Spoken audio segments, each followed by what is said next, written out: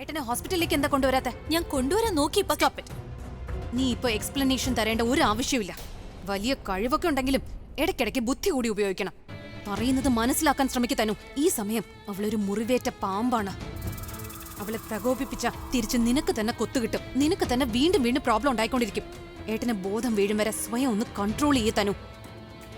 അങ്ങനെ ചെയ്തില്ലെങ്കിൽ ഏട്ടന് ബോധം തിരികെ കിട്ടുമ്പോ ഏട്ടൻ സ്വയം നിന്നോട് അകന്നു നിൽക്കാൻ പറയുന്ന രീതിയിൽ അവള് കാര്യങ്ങൾ നീക്കും. നിനക്കതാണ് വേണ്ടത്. ഇനി നീ അങ്ങനെ ആഗ്രഹിക്കുന്നില്ലെങ്കിൽ ഒന്നും മിണ്ടാതെ സ്വയം നിന്നെ കൺട്രോൾ ചെയ്ത് നിർത്ത്. ശാന്തമായിട്ട് ചിന്തിക്കത്തനു. ഏട്ടൻ ഉണരുന്നത് വരെ കാത്തിരിക്കുന്ന പ്രിയ സ്വയം ഏട്ടനീന്ന് അകന്നു പോകുന്നാണ് വിചാരിക്കുന്നത്.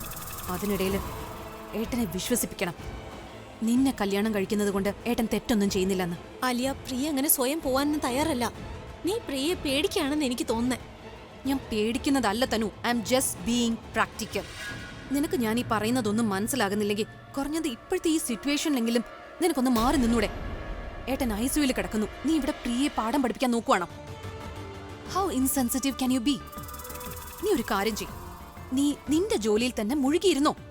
ഓക്കെ, ആ പ്രിയ അങ്ങ് ഇല്ലാതാക്ക്. നീ നിന്റെ കാര്യം മാത്രം നോക്കിക്കോ. എന്നിട്ട് നിനക്ക് പ്രിയയുടെ കയ്യിൽ നിന്ന് കിട്ടുന്നൊക്കെ വാങ്ങിച്ചു പിടിക്കുക. എന്നിട്ട് ഏട്ടൻ്റെ അടുത്ത് ഓടിപ്പോയി പറയണം, അബി എന്റെ 2 കൈ ഒടിഞ്ഞു പോയി, നിന്നെ നോക്കാൻ എനിക്ക് കഴിയില്ലെന്ന്. I M so sorry. ഒരു കാര്യം ചെയ്യ്, പ്രിയ നിന്റെ കാര്യങ്ങളെല്ലാം നോക്കുമെന്ന്. ഓക്കെ?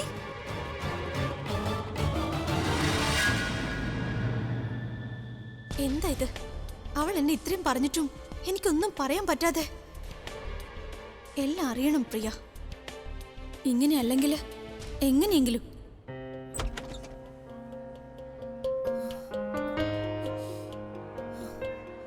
നമസ്കാരം. നമസ്കാരം. ഇപ്പൊ എങ്ങനെയുണ്ട്? അഭിക്ക് എങ്ങനെയുണ്ട്? ഡോക്ടർ പറഞ്ഞത് അഭി അപകടത്തെ തരണം ചെയ്തു എന്നാ. ശരിക്കും പറഞ്ഞാ ദൈവം അഭിയെ അപകടത്തിൽ നിന്ന് രക്ഷിച്ചു എന്ന് വേണം കരുതാൻ. തോളിൽ നിന്ന് നെഞ്ചിലേക്ക് എങ്ങനെയാണ് കൊണ്ടതെങ്കിൽ ദൈവത്തിന്റെ അനുഗ്രഹം അവന്റെ കൂടെ ഉണ്ടല്ലോ. അതുകൊണ്ടാ നമ്മുടെ കുഞ്ഞിപ്പോ രക്ഷപ്പെട്ടത്. അവനൊരു കുഴപ്പവും വരാതെ ദൈവം അവനെ കാത്തു രക്ഷിച്ചു. എന്റെ ദൈവമേ, നിനക്ക് കോടി നന്ദി. ICUവിൽ കിടത്തിയിരിക്കുകയാണ്. പക്ഷെ നമ്മളെ പേടിക്കേണ്ട കാര്യമൊന്നുമില്ല. നിങ്ങൾ എന്റെ കൂടെ വരൂ. ഞാൻ കൊണ്ടുപോവാം.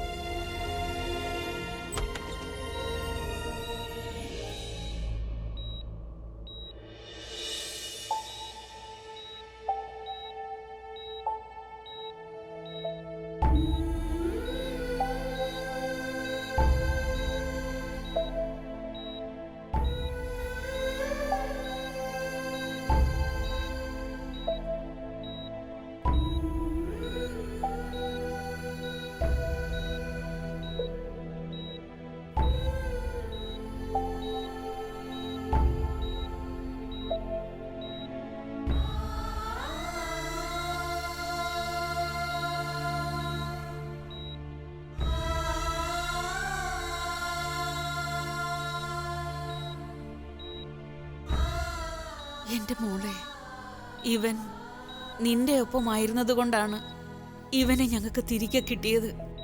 ഇവൻ ഇപ്പോഴും നമ്മോടൊപ്പമുള്ളത്. ഇനിയിപ്പോ ദൈവത്തിനോട് ഒരു പ്രാർത്ഥനയേ ഉള്ളൂ, നിങ്ങൾ രണ്ടുപേരെയും ഇനി ഒരിക്കലും പരീക്ഷിക്കരുതെന്ന്. ചേച്ചി, ദിവസം കഴിയുന്നോറും ഇവരുടെ സ്നേഹം കൂടിക്കൊണ്ടിരിക്കുക. എത്രമാത്രം ഇവരുടെ സ്നേഹം കൂടുമോ അത്ര നാളെ ഇവർ ഒരുമിച്ച് തന്നെ ഉണ്ടാവും. പക്ഷെ ഇപ്പോ ഇനി എന്തൊക്കെ സംഭവിച്ചാലും ശരി, ദൈവം ഇവരുടെ കൂടെ തന്നെയാ ഉള്ളത്. അതെ, നമുക്ക് പുറത്തു പോയിരുന്ന് സംസാരിക്കാം. പ്രിയ ഇതുവരെ ഒന്ന് കണ്ണടച്ചിട്ടില്ല. ദിവസം മുഴുവൻ പേടിച്ച് നെട്ടോട്ടോടെയായിരുന്നു. അല്പം വിശ്രമിക്കട്ടെ അവൾ.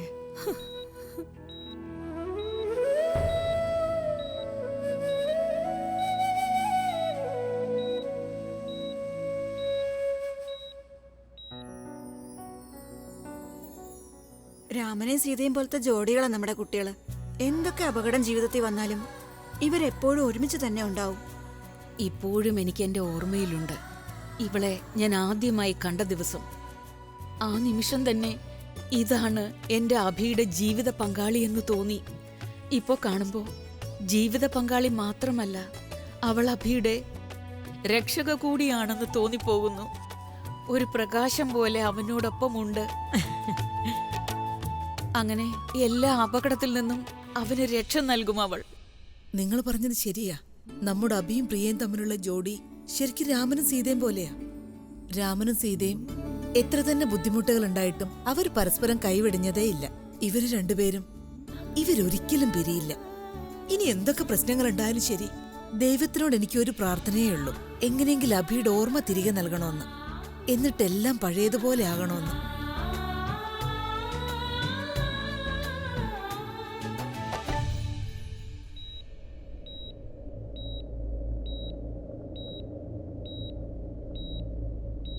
ഇല്ല, നീ കാരണമാണ് ഉണ്ടായത്. നിന്നോട് ആരാ പറഞ്ഞത് ഫോൺ ചെയ്യാൻ? ആരെയാ ഇംപ്രസ് ചെയ്യാൻ ആഗ്രഹിച്ചത്? എന്റെ ഏട്ടൻ അവിടെ മിണ്ടാതിരിക്കായിരുന്നില്ല. നീ ഫോൺ ചെയ്തത് കൊണ്ട് എല്ലാം ഉണ്ടായത്. എന്തിനാ നീ അത് ചെയ്തത്? അവർ നിന്നെയല്ലേ കൊല്ലാൻ നോക്കിയത്. ഏട്ടൻ ഇടയ്ക്ക് കയറി വന്നു. അത് നീ കാരണം. ഏട്ടന് ഈ അവസ്ഥയിലാക്കിയത് നീയാ. ഇല്ല,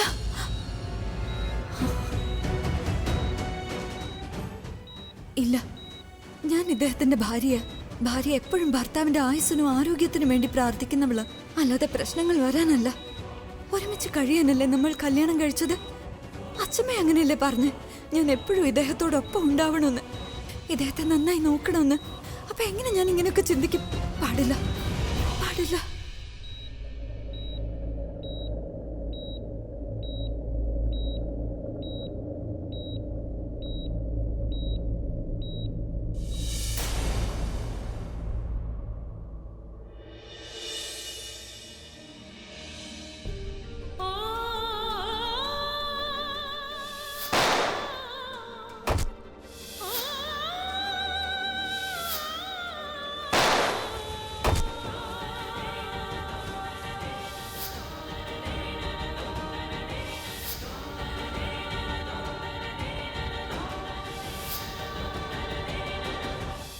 ഐ എം സോറി.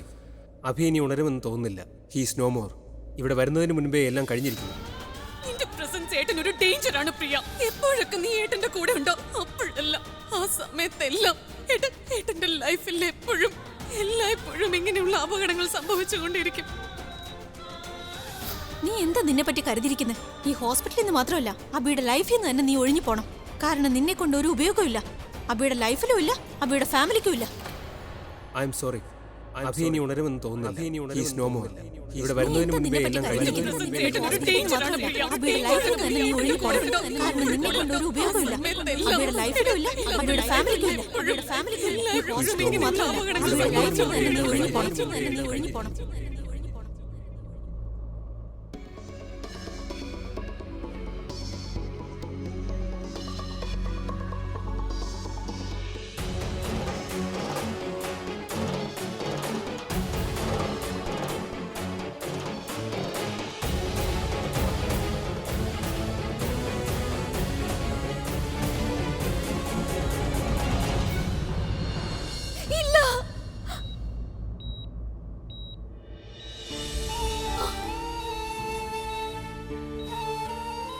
ഇല്ല, ഇല്ല, ഞാൻ ഇതിന് സമ്മതിക്കില്ല.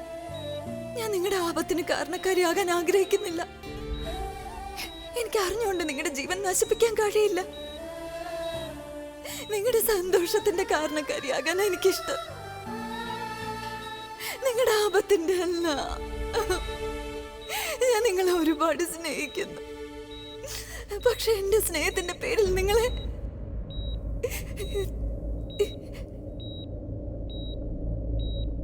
എന്റെ ജീവിതത്തിൽ എനിക്ക് ഏറ്റവും വലുത് നിങ്ങളാ. ആ നിങ്ങള് എല്ലായിടത്തും ജയിച്ചു കാണാൻ എന്റെ ഇഷ്ടം, അല്ലാതെ ഇങ്ങനല്ല. നിങ്ങളുടെ കുടുംബത്തിന്റെ സന്തോഷത്തിനും നിങ്ങളെ സ്നേഹിക്കുന്ന ആയിരക്കണക്കിന് ആരാധകരുടെ സന്തോഷത്തിനും നിങ്ങൾ വേണം. അവരുടെ സന്തോഷം തട്ടിയെടുക്കാൻ ഞാനില്ല. ഞാൻ നിങ്ങളിൽ നിന്ന്, അല്ലാതെ നിങ്ങൾ എന്നിൽ നിന്നല്ല. അങ്ങനെയല്ല അകലേണ്ടത്. ശരിയായ തീരുമാനമാണ് വേണ്ടത്.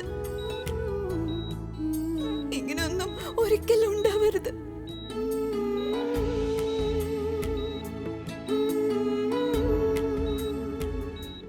ആലിയ പറഞ്ഞത് ശരിയാ. ഒരു ഭാര്യ തന്റെ ഭർത്താവിന് നിഴല് പോലെ കൂടെ ഉണ്ടാവണം, എന്നിട്ട് ആപത്തിൽ നിന്ന് രക്ഷിക്കണം. ഞാൻ നിങ്ങളോടൊപ്പം ഉണ്ടാവുമ്പോഴെല്ലാം മരണഭയമാണ് തേടി വരുന്നത്. എനിക്ക് നിങ്ങളുടെ ഭാര്യ മാത്രമല്ല, ഒരു കൂട്ടുകാരിയോ സെക്രട്ടറിയോ ആകാനുള്ള യോഗ്യതയില്ല. എനിക്കറിയാം ഞാൻ കൂടെ ഉള്ളത് നിങ്ങൾക്ക് ഇഷ്ടമാണെന്ന്. പക്ഷെ ആ സന്തോഷത്തിന് ഇത്രയും വലിയ വില കൊടുക്കാൻ ഒരിക്കലും ഞാൻ തയ്യാറല്ല. എന്നെ കുറിച്ച് ഓർത്ത് നിങ്ങൾ സന്തോഷിക്കുമ്പോഴെല്ലാം ഒരാപത്ത് ഉടനെ സംഭവിക്കാറുണ്ട്. ആദ്യത്തെയും രണ്ടാമത്തെയും തവണ സംഭവിച്ചപ്പോഴൊന്നും എനിക്ക് മനസ്സിലായില്ല. എന്നാൽ ഇനി ഇത് ആവർത്തിച്ചുകൂടാ. എല്ലാ തവണയും ഞാൻ കാരണമാണ് ഇതുപോലെ ഓരോ അപകടം ഉണ്ടാവുന്നത്.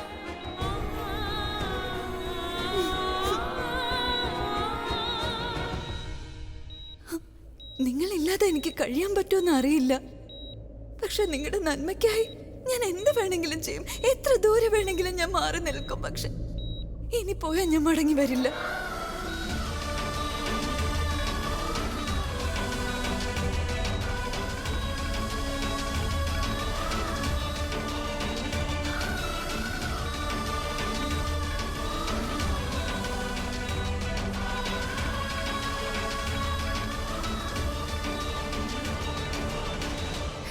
എന്നോട് ക്ഷമിക്കണം. ഞാൻ കാരണം നിങ്ങൾക്ക് ജീവിതത്തിൽ ഇത്രയും ബുദ്ധിമുട്ടുകൾ, അപകടങ്ങൾ, എന്നിട്ട് ഞാനതൊന്നും ശ്രദ്ധിച്ചതേയില്ല. ഞാൻ കരുതിയത് കുറച്ചു നാള് കഴിയുമ്പോ എല്ലാം ശരിയാവുന്ന ഞാൻ ആഗ്രഹിച്ചിരുന്നു.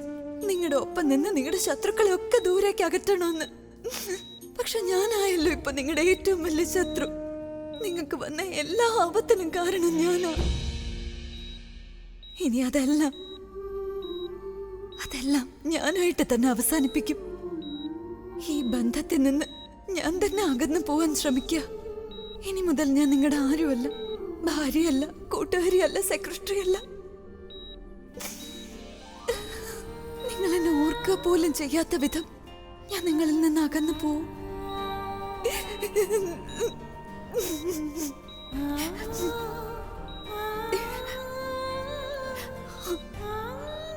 എനിക്കറിയാം ഞാനിങ്ങനെ ചെയ്യുന്നത് നിങ്ങൾക്ക് വിഷമമുണ്ടാക്കുന്ന കാര്യമാണ്. അതിൽ കുഴപ്പമില്ല.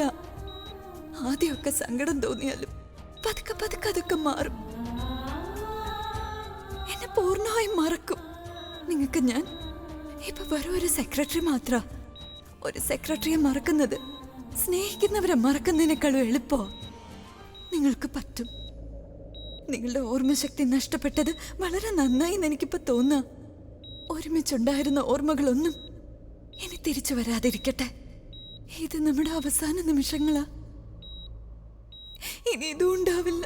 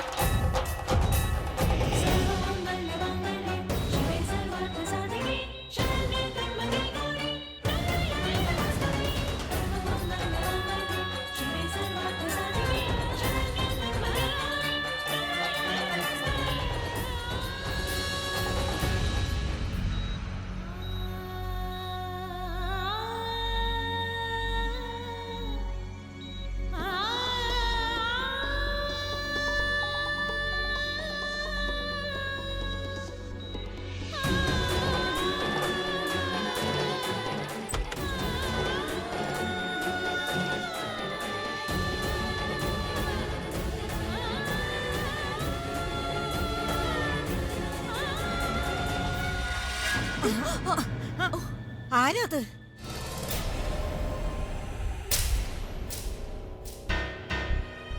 അത് പ്രിയല്ലേ? അവളിത് എവിടെ പോകയാ? പ്രിയ!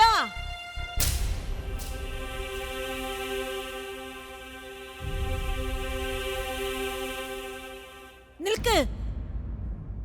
എവിടെയാ പോകുന്നേ? എന്തു പറ്റി? എന്തിനാ കരയുന്നേ? ഒന്നുമില്ല അച്ഛമ്മ, എനിക്കിവിടെ നിൽക്കാനാവുന്നില്ല. എനിക്ക് പോണം, തടയരുത് please. ഏയ്! നീ എവിടെ പോകുന്നു? എന്തിനു പോകുന്നു? എന്താ സംഭവിച്ചെന്ന് പറയുന്നേ? എനിക്കൊന്നും അറിയില്ല അച്ഛമ്മ, പക്ഷെ ഞാൻ പോവേണ്ടത് അത്യാവശ്യം. കാരണം ഞാൻ ഇവിടെ നിന്നാൽ ഇനി മോശമായത് എന്തെങ്കിലും നടക്കും. അതിനു മുന്നേ ഞാൻ പോട്ടെ. അങ്ങനെ നിന്നോട് ആരാ പറഞ്ഞത്? എന്ത് ഭ്രാന്താ നീ പറയുന്നേ? എന്ത് സംഭവിച്ചെന്ന് പറയൂ. ഞാൻ അദ്ദേഹത്തിൽ നിന്ന് അകന്ന് പോവാ അച്ഛമ്മ. ഞാൻ അദ്ദേഹത്തോടൊപ്പം ഉള്ളത് നല്ലതല്ല. വീണ്ടും വീണ്ടും ഞാൻ കാരണം അദ്ദേഹത്തിന് എന്തെങ്കിലുമൊക്കെ സംഭവിച്ചുകൊണ്ടിരിക്കും. അത് കാണാൻ എനിക്കാവില്ല. അതുകൊണ്ട് ഞാൻ ദൂരേക്ക് പോവാ നീ പ്ലീസ്. എന്ത് മണ്ടത്തരമാ പ്രിയ പറയുന്നത്? ആരെങ്കിലും എന്തെങ്കിലും പറഞ്ഞോ? ആരും ഒന്നും പറഞ്ഞില്ല എന്നോട്. എനിക്കറിയാലോ, ഞാൻ തന്നെ അദ്ദേഹത്തിന്റെ എല്ലാ അപകടത്തിനും കാരണം. ഞാൻ പോവാ. നിനക്ക് വട്ടായെന്നാ തോന്നുന്നേ. എടി മണ്ടി, നീ കാരണമാണ് അവന്റെ ജീവൻ രക്ഷപ്പെട്ടത്. എല്ലാ പ്രശ്നങ്ങളിലും നീ ഒരു രക്ഷകയെ പോലെ നിൽക്കുകയാണ്. അങ്ങനല്ല അച്ഛമ്മ. ഇൻഫാക്ട് അദ്ദേഹത്തിന്റെ എല്ലാ അപകടത്തിനും കാരണം ഞാനാ. അദ്ദേഹത്തിന് ഞാനൊരു അപശകനാ. ഞാൻ കാരണം അദ്ദേഹത്തിന് ഇനി പ്രശ്നങ്ങൾ ഉണ്ടാകും. മതി, ഇപ്പൊ തന്നെ ഒരുപാടായി. ഇനി എനിക്ക് വയ്യ. ഇനി ഞാൻ അദ്ദേഹത്തിന്റെ ജീവിതത്തിൽ ഉണ്ടായിക്കൂടാ. ഞാൻ തീരുമാനിച്ചു. പ്ലീസ് അച്ഛമ്മ, എന്നെ വിടൂ. പ്രിയ! പ്രിയ!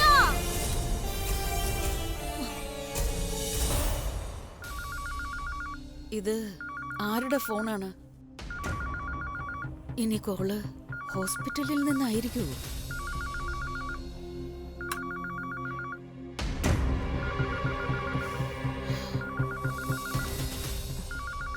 ഓ ഗോഡ്, പുറത്തെ മുറിയിലെ ഫോണാണ്.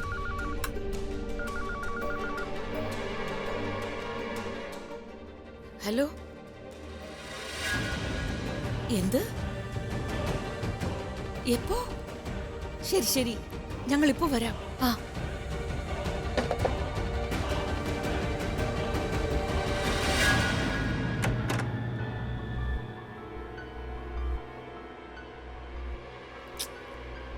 കട്ടായെന്ന് തോന്നുന്നു.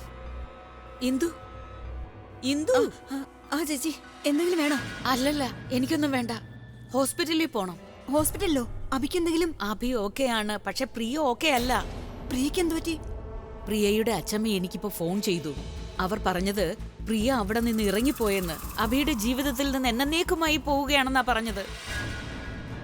ചേച്ചി, അവൾ എന്തിനാ അങ്ങനെയൊക്കെ പറഞ്ഞേ? എല്ലാ ചോദ്യവും ഇപ്പൊ തന്നെ എന്നോട് ചോദിക്കണോ? പെട്ടെന്ന് എണീറ്റ് വാ. ഞാൻ പോയി ആ ഡ്രൈവറിനെ ഉണർത്തട്ടെ. വാ. ശരി ശരി. വാ. വാ. തനു, തനു എണീക്ക്. ഇല്ല പ്രിയ, എനിക്ക് ഒരിടത്തും പോകണ്ട. പ്ലീസ്, എനിക്ക് എങ്ങും പോകണ്ട. നീ ഒരിടത്തും പോണ്ട. Get up, തനു. നീ എവിടെ എന്ത് ചെയ്യാ? വളരെ കഷ്ടപ്പെട്ടോ ഒന്ന് ഉറങ്ങിയത്. നിനക്ക് ഉറക്കം വന്നപ്പോ എന്റെ ഉറക്കം പോയി. ഇപ്പൊ എന്തു പറ്റി? ഞാനിപ്പോ അച്ഛമ്മയുടെ ഇന്ദു ആന്റിയുടെ സംസാരം കേട്ടിട്ടാ വരുന്നേ. പ്രിയ എങ്ങോട്ടോ പോയെന്ന്. അതിനെന്താ ഇപ്പോ? അവൾ എന്നും വീട്ടിലേക്ക് പോവും, പിന്നെ തിരികെ വരികയും ചെയ്യും. അതിന് ഞാൻ എന്താ വേണ്ടേ? ഓ തനു, അവള് വീട്ടിലേക്കല്ല പോയത്, വേറെ എവിടെയൊക്കെയാ പോയിരിക്കുന്നെ. ആർക്കും അറിയില്ല. പക്ഷെ ഏട്ടന്റെ ലൈഫിൽ നിന്ന് പോയെന്നാ തോന്നുന്നേ. എന്താ? പ്രിയ അബിയുടെ ലൈഫിൽ നിന്ന് എന്നേക്കുമായി പോയോ? Oh my god. പക്ഷെ ആലിയ, അവള് ചിലപ്പോ തിരികെ വന്നാലോ? അവള് പൂനെയിൽ നിന്ന് വന്ന പോലെ. നീയും ഇനി എല്ലാ ചോദ്യങ്ങളും എന്നോട് ചോദിക്കും. നീയും എന്ന് വെച്ചാ വേറെ ആരാ ചോദ്യം ചോദിച്ചേ? നിന്റെ വായൊന്നും ഇടയ്ക്ക് തനു. നമുക്ക് അച്ഛമ്മയുടെ ആന്റിയുടെയും പുറകെ പോയി എല്ലാ ചോദ്യത്തിനുള്ള ഉത്തരം കണ്ടുപിടിക്കണം. ഇവിടെ ഇങ്ങനെ ഇരുന്ന പറ്റില്ല. കമാ, ലെറ്റ്സ് ഗോ. വാ വാ. അമ്മ ഇങ്ങനെ പറഞ്ഞാൽ എങ്ങനെയാ? അവളെ അപ്പ എന്താ തടയാതിരുന്നത്? ചേട്ടാ, ഞാൻ ഒരുപാട് ശ്രമിച്ചതാ. അവളൊന്ന് കേൾക്കാൻ പോലും തയ്യാറായില്ല. അവൾ വളരെ വിഷമത്തിലായിരുന്നു. ഒരു കാര്യം തന്നെ പറഞ്ഞുകൊണ്ടിരുന്നു, എനിക്കിവിടെ നിൽക്കണ്ട, ഞാൻ ഇവിടുന്ന് ഇപ്പൊ തന്നെ പോകും, ഞാൻ കാരണമാണ് ഇവിടെ ഇത്രയും പ്രശ്നങ്ങൾ ഉണ്ടായത് എന്നൊക്കെ. എനിക്കിവിടെ നിൽക്കാൻ യോഗ്യതയില്ല, ഞാൻ ഇവിടെ നിന്നും പോവുകയാണ് എന്നൊക്കെ പറഞ്ഞു. പക്ഷേ ഇതൊക്കെ ആരാ അവളോട് പറഞ്ഞത്? ചേച്ചിയാ രണ്ട് കുരുത്തം കെട്ടങ്ങളായിരിക്കും, ആലിയും തന്നുവും. ഒരു വഴി അടയ്ക്കുമ്പോ അവർ വേറൊരു വഴി കൂടി തുടങ്ങും. എല്ലാം എന്റെ തെറ്റാ. ഞാൻ അവളെ ഒരു മിനിറ്റ് പോലും ഒറ്റയ്ക്ക് വിടാൻ പാടില്ലായിരുന്നു. എല്ലാം എന്റെ തെറ്റാ. ഇപ്പോ ഇത് ആരുടെ തെറ്റാണെന്ന് ചിന്തിക്കാനുള്ള സമയമല്ല.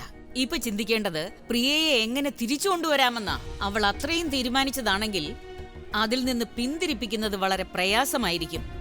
അതെ, നിങ്ങൾ പറഞ്ഞതൊക്കെ ശരിയാ. പക്ഷെ നമ്മളിപ്പോ എന്താ ചെയ്യാ? എവിടെ അന്വേഷിക്കാ അവളെ? അബി അബി നീ അറിഞ്ഞോ? അബി പ്രിയ ഇവിടുന്ന് എന്നേക്കുമായി പോയി. ഇനി നമ്മുടെ വിവാഹം തടയാൻ ഇവിടെ ആരുമില്ല. ഇനി നീ മറ്റൊരാൾക്കുള്ളാണെന്ന് പറയാൻ ഇവിടെ ഇനി ആരുമില്ല. അബി നീ